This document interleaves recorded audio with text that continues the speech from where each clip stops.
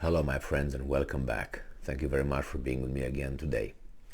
The Ukrainians return Russia a favor, and that is they attack Crimea. Yeah. Well, what can you do? I mean, you hit me, I hit you, and see who's going to,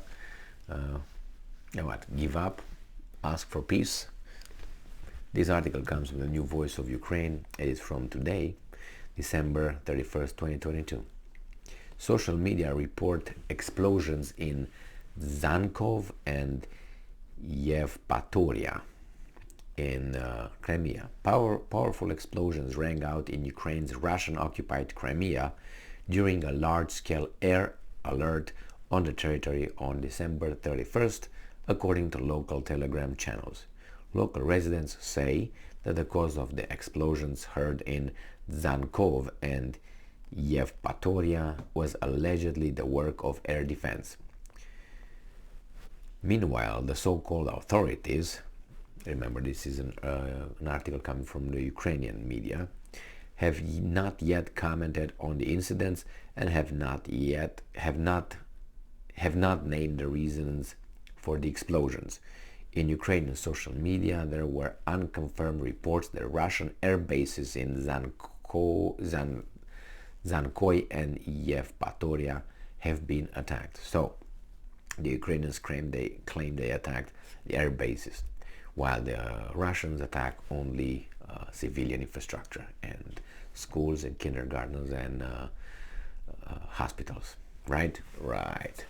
There were attacks on Russian-occupied air bases in Crimea during the summer.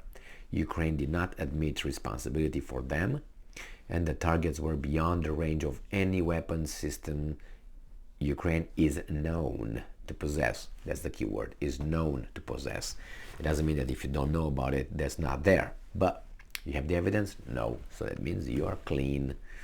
Recently, there have been attacks deep inside Russia itself, in particular the Engels 2 air base about 700 kilometers from Ukraine.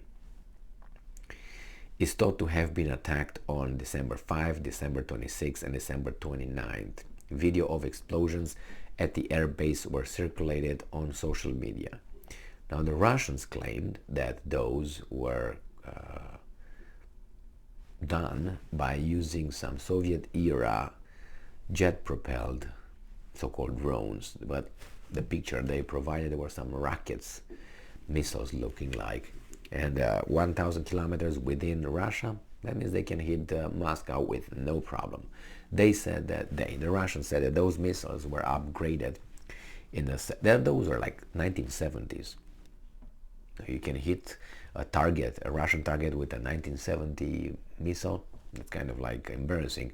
But then they said, well, they were upgraded in 1980s and I think in 2006 or something. Okay, well, I mean, a jet-propelled missile is a jet-propelled missile in 1970 or 2022 or 23 is the same thing.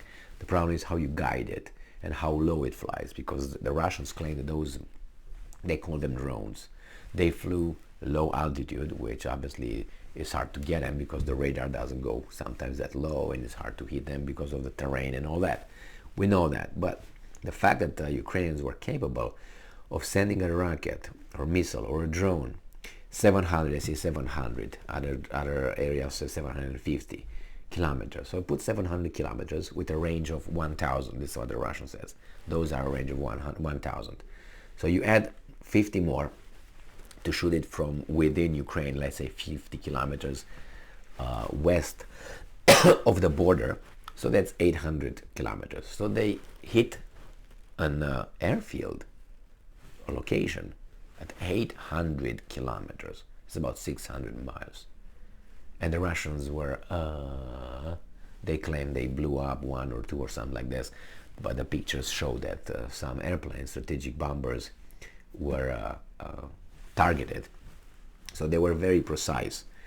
And that's why Russia right now beefed up its defense systems in Moscow, and see how that's going to work. So that's concerning, because from the border, the Russian-Ukrainian border to Moscow is less than 1,000 kilometers. So they are within the range of these drones. So Ukraine recently said it was developing a strike drone with a range of 1,000 kilometers, carrying a 95-kilogram warhead. Well, how much it is? It's even if it's 2-kilogram warhead, if such a thing is able to penetrate the Russian air defense systems at the border, then they go low altitude, they travel 850, let's say, kilometers, and they reach Moscow, and they just fall somewhere in Moscow. It doesn't have to hit Putin's bedroom or toilet. Doesn't matter. Can you imagine what kind of success that is, and what kind of success for the Ukrainian side? Even if it didn't kill anybody, just the capability of flying that over there, and what kind of failure is for the Russians. Unbelievable. It's going to be embarrassment. Nobody will buy S-300s and S-400s from now in 50 years or so. Do you remember in 1988 or 1989? I think it was. It was during the Soviet Union. It was a guy with a trike, with a ultralight flying machine. It was a hang glider with an engine, a trike. And he flew this guy, I can't remember what he was, Norwegian, Swede, something. He took off from some of those countries outside of the Soviet Union's borders or the Eastern European borders. And he flew, I don't know, 1,000 or how many miles with that little piece of thing.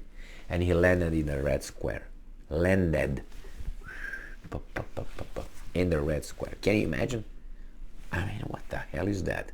But you say, well, that was in 1989. Still.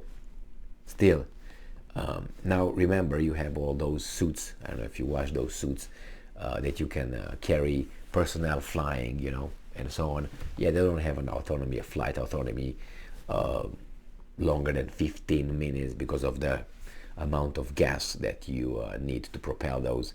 I don't know if you saw the ones that you have the arms here and you fly, just watching them on YouTube. Or the ones that you stay like on a skateboard, and again you go, or the ones that you sit on like a bicycle, a drone with 4 propellers and so on. They're all available. I like those because I'll buy one. I have a different kind of flying machine, but not like that. But anyway, just saying, is just